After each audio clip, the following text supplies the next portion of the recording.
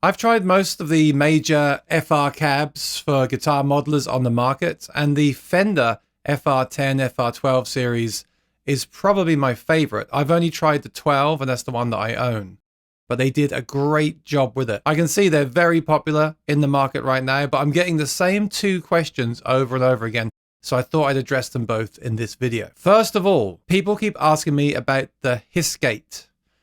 Well, I was one of the first to say there was a hiss when they released. I was one of the first to buy one of these things. I loved it, but it did have a hiss, and the second unit had a hiss as well. Many people online said theirs were absolutely fine, but Fender have now made an official statement for any cabinet with the applicable serial number range of CHNA23 and then anything there, through to CHNI23 and anything there, with X equaling any single digit number. So it's basically look at the serial number. Have you got an A up to an I? Those units they're saying are affected. If you feel your unit is fine, like people said early on, I would just leave it as is. But if you do feel that your unit has excessive hiss and you have one with that serial number range, I would personally contact Fender and have it serviced under warranty. The one that I got recently that I've been raving about has a later serial number and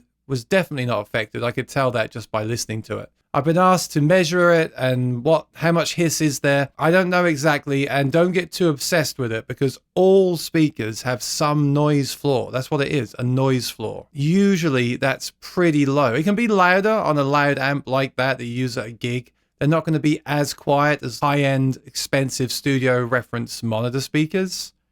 But the one that I have is barely audible when I'm playing, not audible at all. With the original unit, I noticed that as soon as I turned it on with nothing plugged in and all the volumes turned off. So there you go. Finally, we can put this to rest.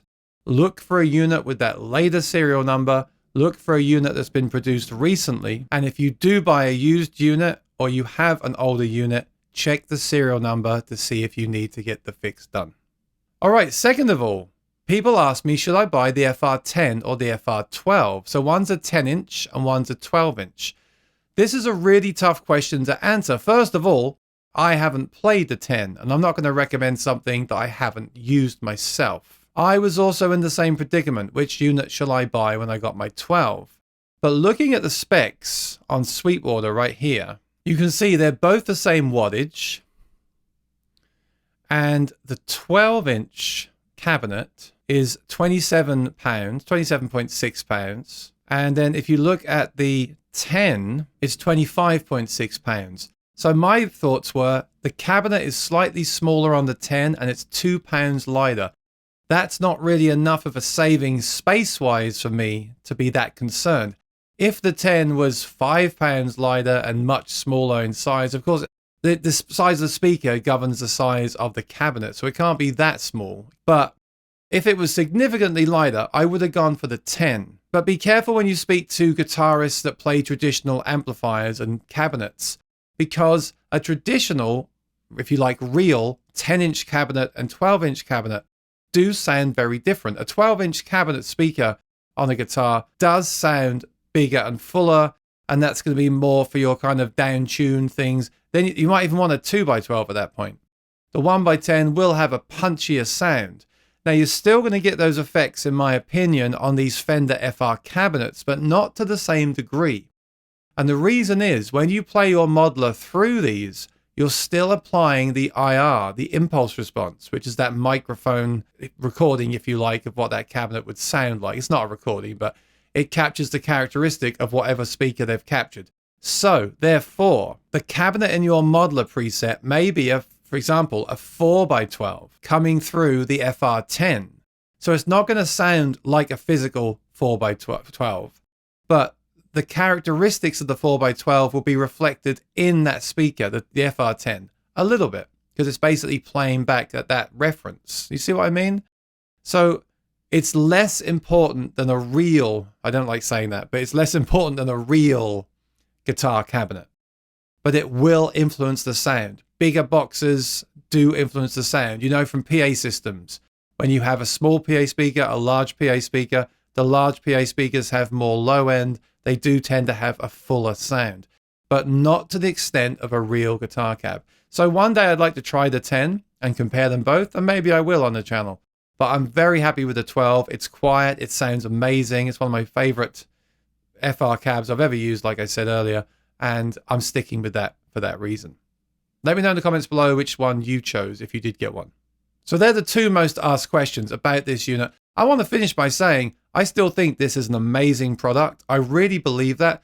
I have tried the Kemper cab, the Power cab, the Atomic cab, all of these FR cabinets for modelers, and this is my favorite one at this time. But I want to say this as well.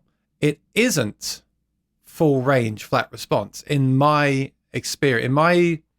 In my opinion, it's not full range flat response, but I think that's why I like it. I've seen some graphs online that you can Google and find for yourself. I won't show them here because of copyright, but people have tested these units and it shows roll-offs and the low end and the high end. Again, this is what you get from a guitar cabinet, an actual guitar cabinet.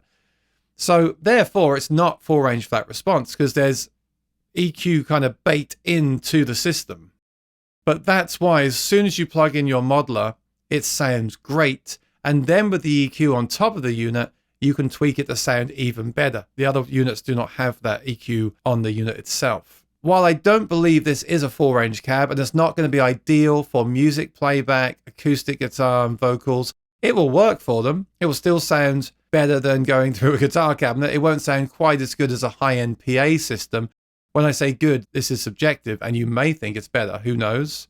But you will have those roll-offs. If I'm right about that, if the graphs that I've seen are true and my ears are hearing the right thing. It will certainly work as a monitor. I would use it as a floor monitor. I'd use it as a backup PA speaker. But I think that they're actually doing some things to this to make it more guitar-like, and that's why I like it so much. So just bear that in mind as well. But if you're looking for a cabinet to amplify an electric guitar through one of these new modelers like the Helix, the Quad Cortex, the ToneMaster Pro, I really think you should check these out. And I bought this one at full price from Sweetwater. I'll put the link to them below. They're now in stock. The ones they have now at Sweetwater are definitely the new batch. You haven't got to worry about any hiss or anything. You really got to check these out. And I hope this clears up the questions I've had about the ToneMaster Pro speakers over the last few months. Anyway, as always, thanks for watching. And please help me out. Subscribe to the channel, like the video and ring the bell. And I'll see you next time. Take care and be well. Bye-bye.